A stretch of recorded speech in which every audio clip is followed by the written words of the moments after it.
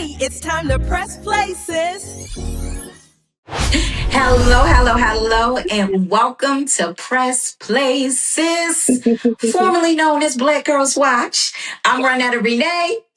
And I am Shamira Clark, and we are two friends who are also professional actresses, writers, and directors. And Press Places is where we explore and discuss TV and film through our lens. Yes. You know how we see it. You know. So get in here.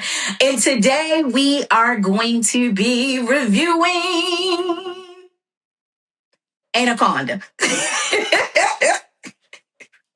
Yeah. Anaconda. I'm going to be honest with y'all. This one was not on my radar at all. Okay. And Shamir was like, go say it's good and I want to review it. And I said, say less. I didn't even watch the trailer. So it was a shock to me. I ended up loving it. I enjoyed it. I laughed. I just give it 10 out of 10, highly recommend, but we'll get to that later. Also, we want to make sure we're letting y'all know that this is going to be a spoiler heavy discussion. So everything that we're going to talk about it in depth. So if you do not want the movie spoiled for you, then please take this time to give us a like and subscribe and exit, and we'll see you on the next one. We love you. We mean it. Yes, love you. Come back after, though. Come back after you watch it, and then. But if you stay in, we're about to get into it. All right, so let's get into it. One of the things we like to do is break down according to our interests, both professionally and personally. So we like to break it down for the acting, the writing, the plot, directing, any other elements we feel are important. So just so you guys can follow along well. So my favorite part to discuss, the acting. The acting. What did you think overall, though, Shamira, about just the acting? Overall, about the act, I mean, it's phenomenal. You can't go wrong with that cast, right? Because it's like you've got Paul Rudd, Jack Black, you've got Thandiwe Newton, and Steve Zahn. And additionally, you got a lot of. We'll get into that. And again, spoilers. If you're still here by accident, spoilers. Because there are a lot of surprises in this movie that I think help to tip the scale and put it over the top. But you can't go wrong with those actors. Like, Jack Black, it's Paul Rudd. He's an Avenger. Like, come on. Yeah, I love Jack Black.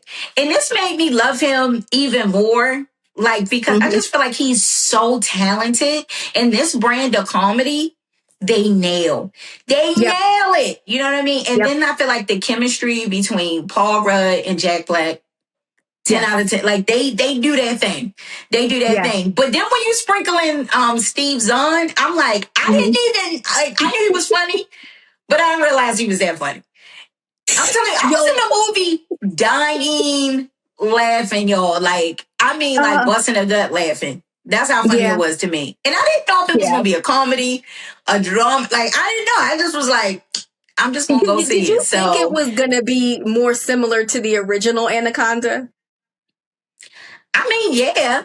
I just thought it was going to be like a modern day reimagining, and it was nothing like that at all. It's not at all. It's like, it's almost like a cartoon of Anaconda. It's like, imagine if Ace Ventura and like Anaconda had a baby, and that's what this film would be. Because it's it's kind of wacky. That's a great way to describe it. It's definitely a wacky ride that I thought was just going to be like, I'm like, oh, we're about to go on a silly, stupid ride. And it took so many turns, and we're kind of creeping into the writing of it a bit. But I did want to highlight, like, with the acting, I feel like when you're so good at comedy, you make it look easy. Yeah. But the level of comedic genius in this movie, like things that you only can do if you're grounded in who you are as a performer, as yourself. And what I love about this is like Jack Black, Paul Rudd, like everybody in it, like getting to a place of like, this is who I am. I do this. I'm great at this, you know? Like even and I heard a rumor about the acting. I don't know if you're aware of and this is a rumor. I read it on Spill that Wikipedia, tea. but I've heard a rumor Spill it.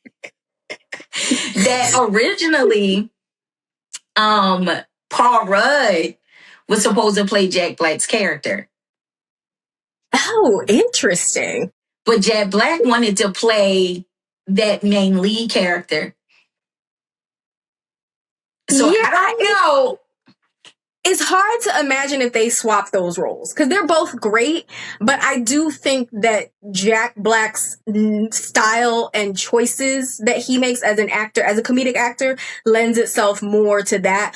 It's so weird because and who knows, maybe they rewrote a bit of the script or maybe some of it got reshaped around them and them being in those character roles.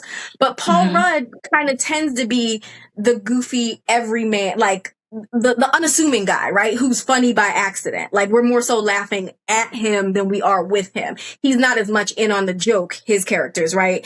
Whereas like Jack Black's characters are the joke. You know what I mean? They're driving the joke. Whereas Paul Rudd's character is like, what? I did something stupid. So it is interesting to kind of think of them swapped like that. Which is but I feel like it's just a different movie. It's not the same movie at all because if each character, like if you and I, like we're similar type, but if we're playing the same role, we're going to approach it differently. Yeah. You know what I mean? So I see it in that same way. And so some of the natural, you know, some of the natural like comedy and stuff. Acting, right?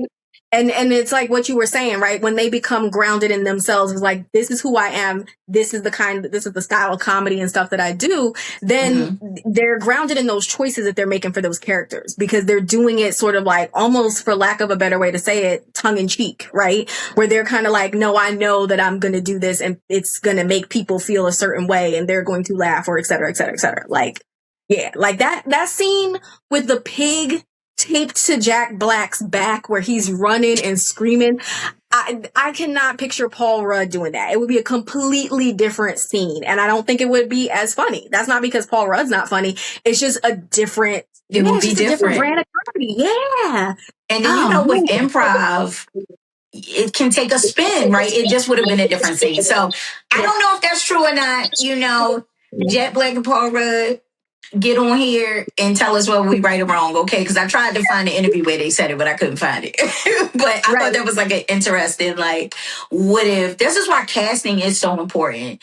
You know what I mean? So honorable mentions really quick. Thandiwe Newton, did I think, like, it was weird because at first I felt like, okay, she makes sense as the friend in this world. But in the end, when she did the hit button and all that, I was like, oh yeah. She makes sense in their world, like 100%. So, and then also, Selton Mello, Snake Guy was hilarious. Yes. It was just ping pong funny all around. Like everybody was hilarious. Another, I don't know the young woman's name, but the young woman that played, again, spoilers, if you still here and you fell asleep through half the movie and planning to rewatch it, spoilers, because this movie has so many gone. That's on them. Like, oh, you better be going.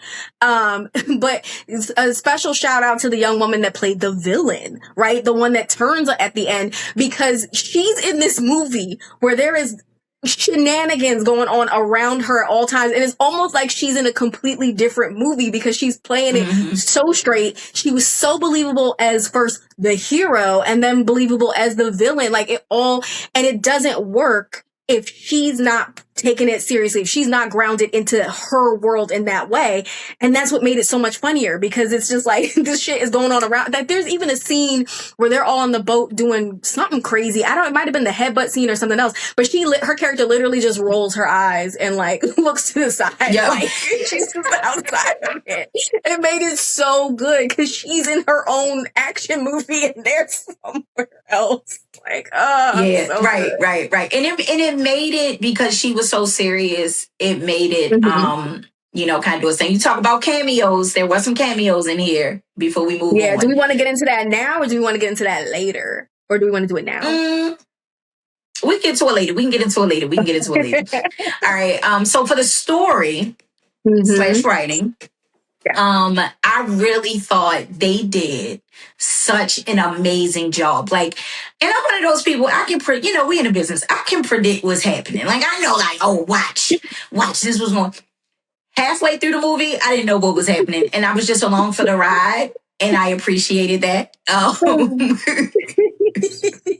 like, what's happening? And I love that for me. I feel What like you that's think, how far you know as the like movie story? is good. Like when you're not only just surprised, but just thinking about it later just sends you into hysterics. Like it's just so well done. Yeah, Well I know written. you mentioned the but then. Oh, the but So therefore. but Trey therefore, Parker yeah. and Matt Stone's, yeah. So Trey Parker and Matt Stone always talk about how when they're writing, they like to think but therefore. So it's not saying like but and, right? So it's not like, oh, Shamira and Ronetta go to the store and then they run into some bad guys. It's like, no, Shamira and Ronetta went to the store, but they only had $5. Therefore, they had to hit up this random homeless dude who had a jar full of money and ask him, like, can we borrow 5? We come back with 10. We got you, la, la, la. But then when they get to the store, somebody takes their money. And so it spirals. It helps to drive the story as opposed to just saying, and this thing happens. Making each thing a result of the previous thing that came before it helps to strengthen the writing and really drive the story forward. And I think that who wrote this movie? Like, I just realized, like, I don't know who the writer of this movie is, but whoever wrote this, and I maybe our producer can get us the name of the writer, but the writer of this film did such a great job of just driving the story because everything that happened, and I know, people who are outside the industry might be like, well, duh, that's how all stories are written. But when you write and you really start to pay attention, you realize that not everybody's doing that. And they did it phenomenally in this because every single thing that happened was because of the previous thing that happened before it. And chef's kiss, like even for example, the snake dies, therefore, like, I guess they need to go and get a new snake. So a Paul Rudd character and a snake guy go out in the middle of the night, but because they high and drunk, like, it makes sense. Like, it keeps continuing and continuing. Yep. And I think the director co-wrote it. Tom Gamikin, I think is how you say his name. Not sure. Sorry, Tom, if you said it wrong. But I think he co-wrote it. Also, I feel like Paul Rudd and Jack Black had some like co-writing credits on it too, probably from like improv or adding lines here or there, which is really kind of cool. So I wanted to bring up about the story. Like, first of all, I thought the script was amazing. I thought the writing was great. The comedy was on point. Like, all of those things, they check boxes. One thing I thought was kind of great that they did was balancing this world of like chaos and anchored like reality. Like, it felt very grounded, even though it was so crazy, which I love. Yeah. Like, even the love story, like between Paul Rudd, and Thandiwe Newton's character, that they obviously, they were teen loves and you could see the tension building with them, but they never really addressed it in a big way. It was small moments. It was when he left the boat and she had that moment and a tear came and I said, that's where the actress was at. She was hot. There she said, she acting her butt off up in this part. I'm like, okay, so those little moments, and even the love storyline between Jack Black and his wife, her knowing who he was, you know what I'm saying, and saying like, you need to go do this, and even his son, like, that felt like a real family, and I think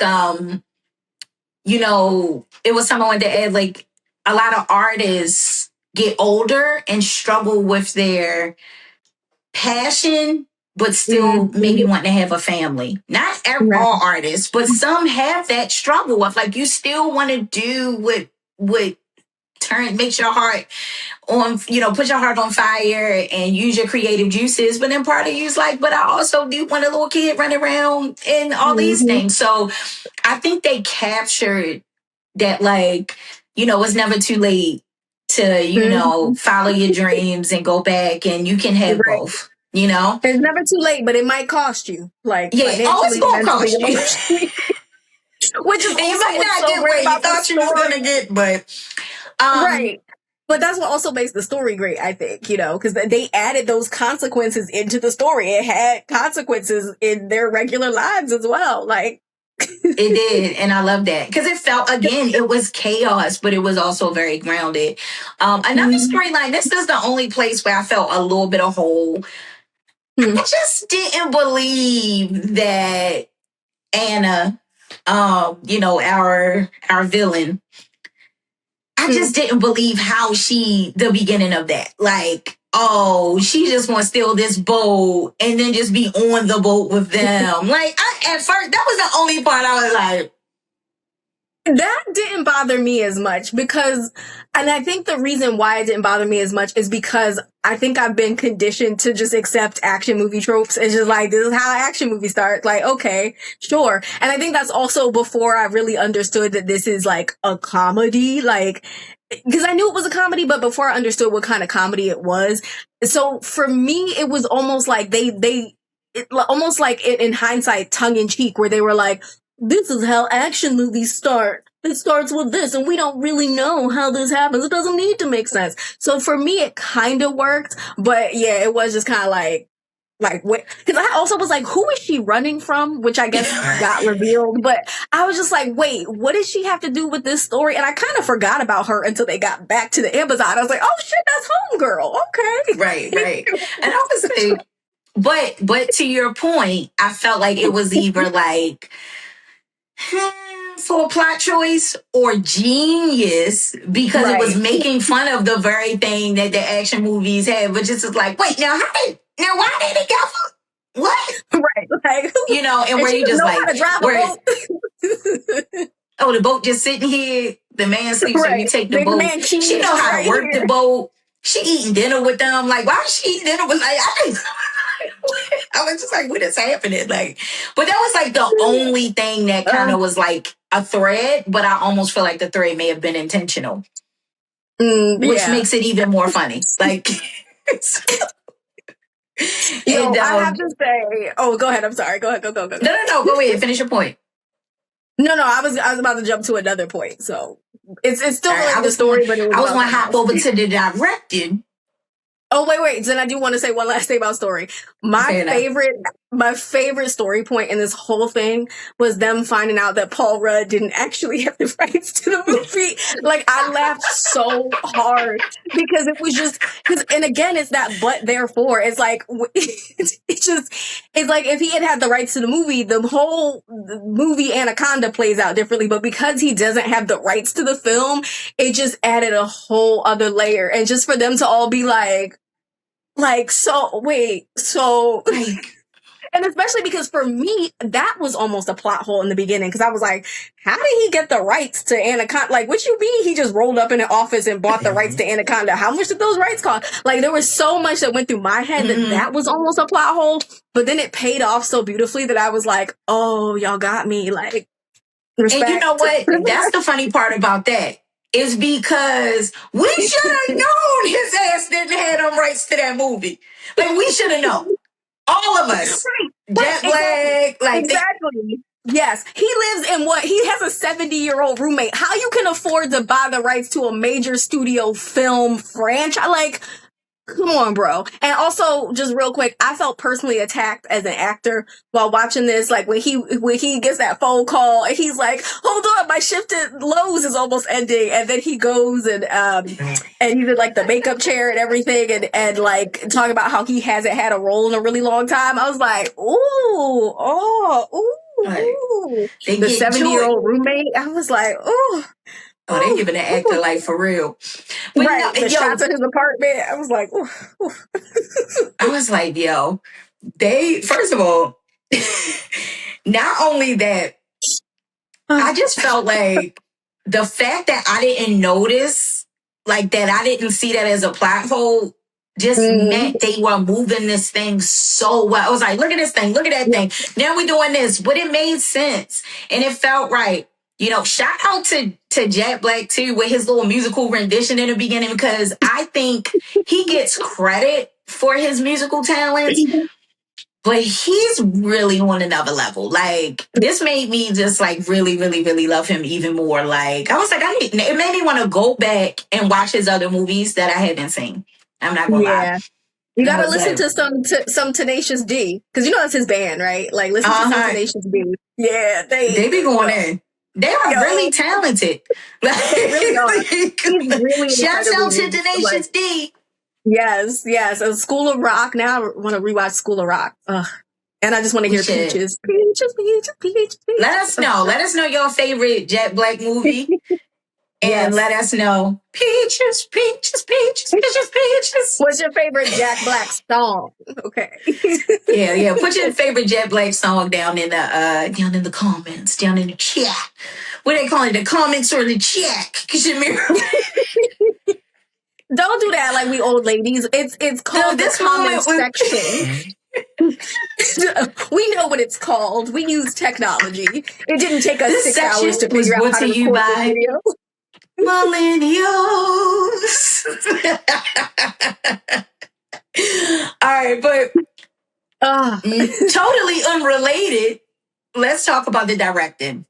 I think it was Tom Gormican, and I definitely felt like the way that they use the imagery, the cinematic choices, I think were top notch. Like, it felt like a high stakes action movie, but it also felt like this is how I explained it.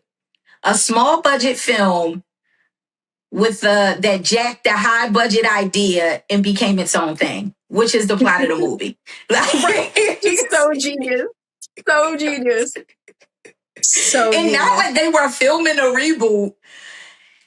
Like, on all of that, to me just was like, just such great. But I felt like everything visually was believable, and the imagery pushed the story forward. The CGI snake was absolutely over the top and ridiculous, but I felt that was intentional. I literally have felt that. Yes. So I thought that was kind of cool. What were your thoughts about directing? I just think to bring all these elements and be able to like make all these wild off the wall characters work, get the right shots, highlight, the Amazon in that way. Even though I think they shot a lot of it in Australia, if I'm not mistaken. Okay. But I felt like just a vision, like all of these things just had synergy. And I feel like usually a movie will have great acting, it can have a great story, but the directing sucks. Or it's great directing, great acting, but the story has holes. And I felt like they nail all of these categories, honestly. Anyone thoughts about, what did you feel about the directing or just the overall vision, creative vision of it?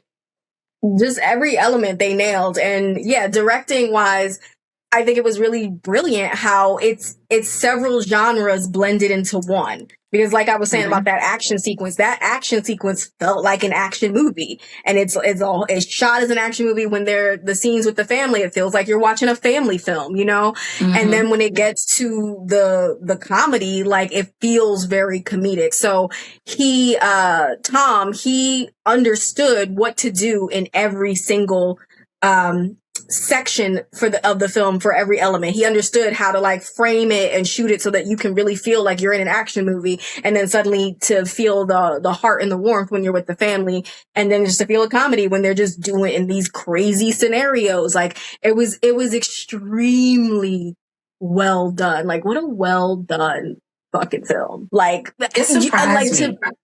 To me, I'm kind of like, it's like, I always hesitate to say that something is a perfect film because it's like, there's no such thing. But also, this is kind of a perfect film because it nails every single element that it is trying to bring into the script. It just nails it in such a way that you can't help but like, just be, like you said, just go along for the ride. Like, I was along for the ride, period.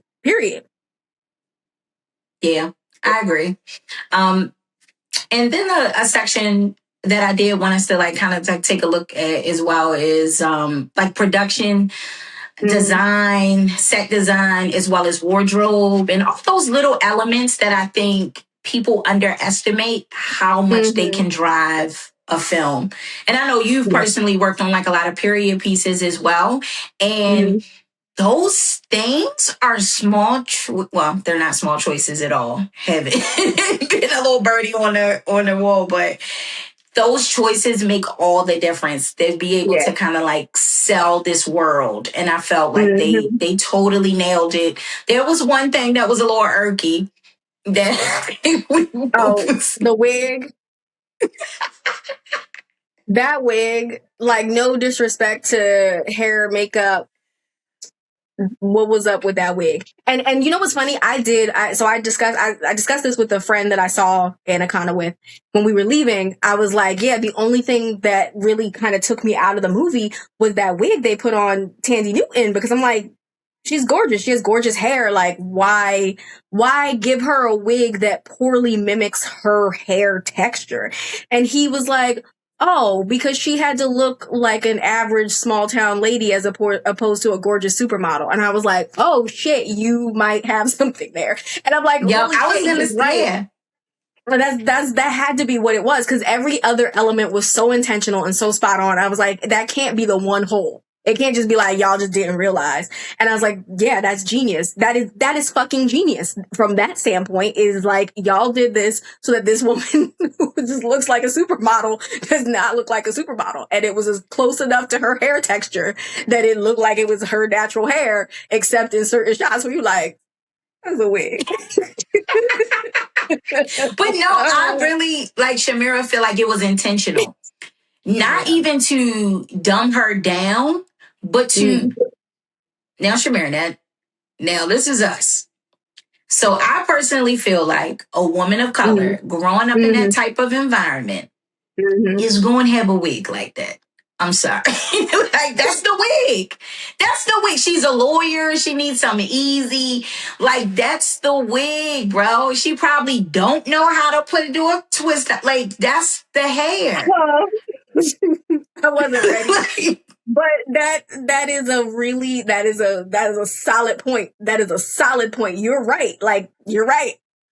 You're right. You could go right now to Ohio and find that wig, sis. Don't do that to Ohio.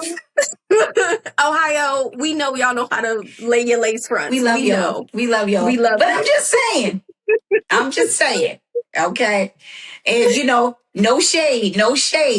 It just felt like the wig that you would find in the type of community that they grew up in. I'm just saying. You're right. That's an auntie wig. That's an auntie that's not a millennial auntie wig. That's an auntie from a few generations ago wig. Okay.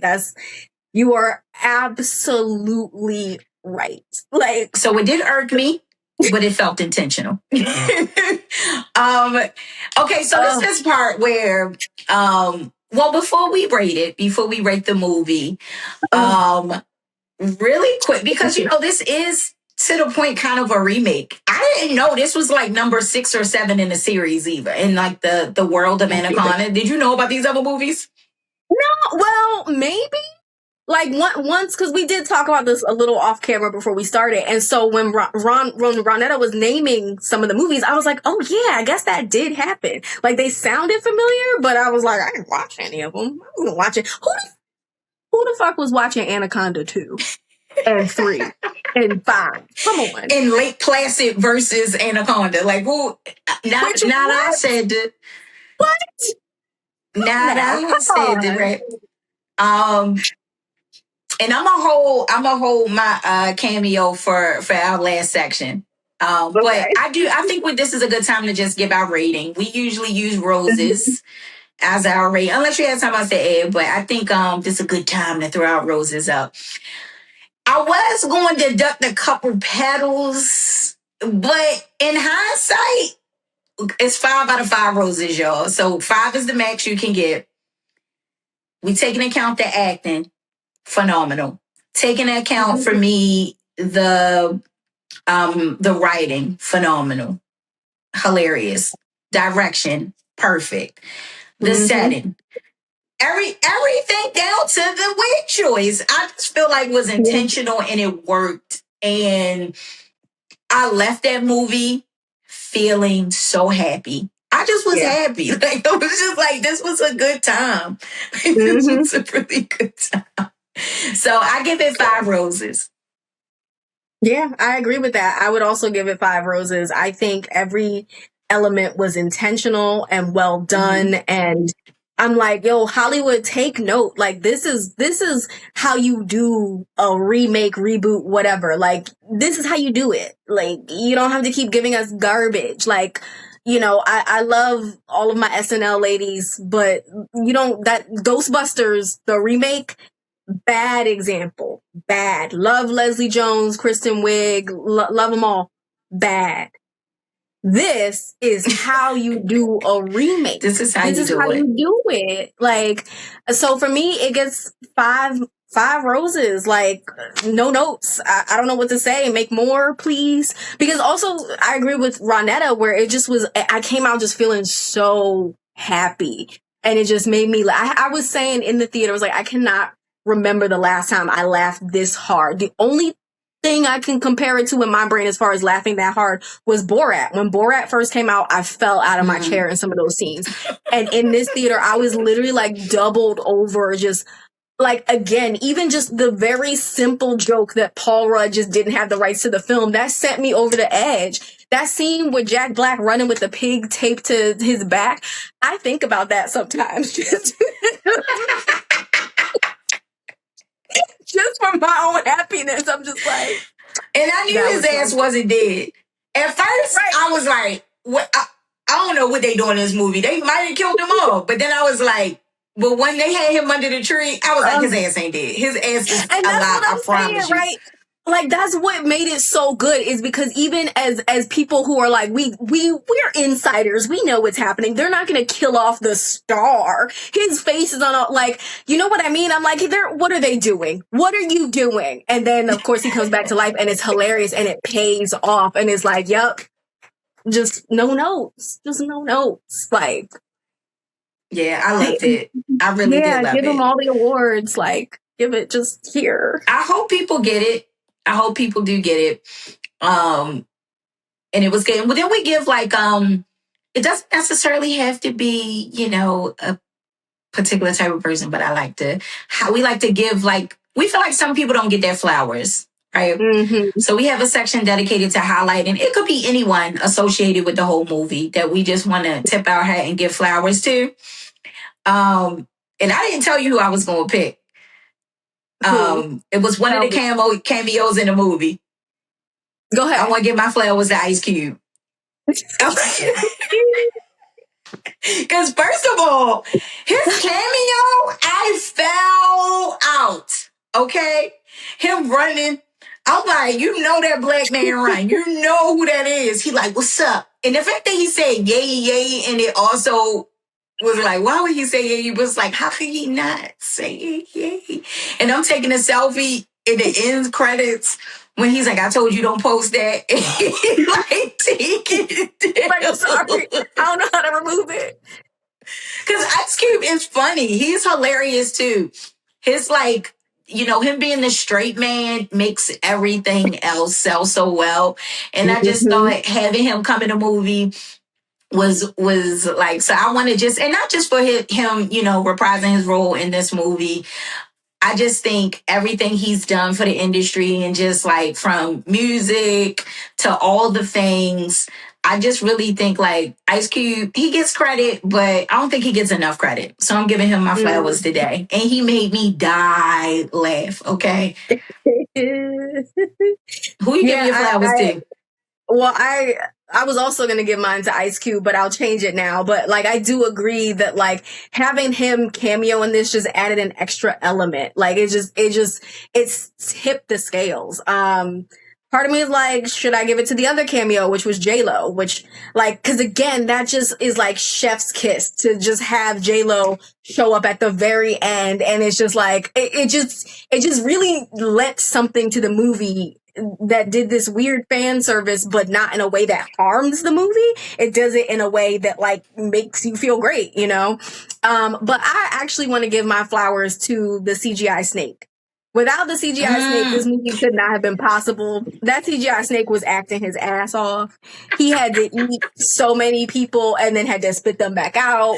He had to play the villain the whole time. And then at the end, he gets blown apart. Like no justice for the snake. So, and he was just living his life. Like they were in his territory. Like for real though. Like imagine, okay, think of them as little hamburgers. Imagine if a bunch of little tiny hamburgers showed up at your house and they were like, we're going to film a movie about people. And you're like, what? I'm going to do like, I'm hungry. Yeah, it's like, I'm hungry. Like, you a hamburger. And they're like, you're high. Stop talking to us. Just eat me. And so I think that the snake, they get my flowers this time.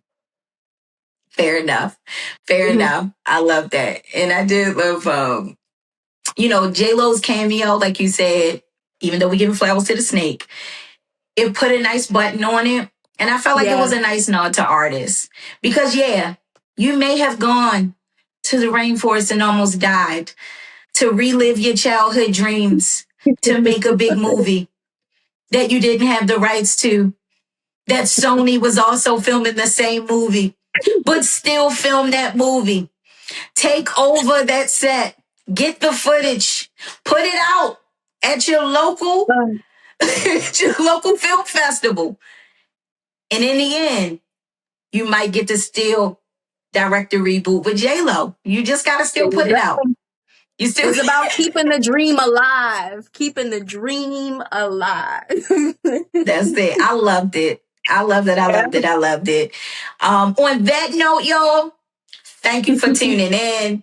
Definitely hop in the comments. Let us know what you thought. And so tell us what your favorite Jet Black movie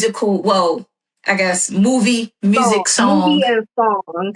And then also tell us if you are watching any of these Anaconda movies and what you think of them and which one you think is best. Do you agree with us that this one is the best of all of them? Or are you like, nah, y'all didn't watch Lake Placid versus Anaconda. You missing out. So let us know. You might, let us know. We'll watch it. We'll review it. We will give you our honest review. Okay? So thank y'all. Thank y'all for tuning in to Press Places. Please please share with a friend that also loves movies or TV shows, and subscribe so you can know when we drop our next video. Shamira got a hot take loaded. Rondella got the 10 straight smoking. 2 chairs and thanks for watching. Don't forget to like, share, and subscribe. Talking plot twists, talking black joy. Call out the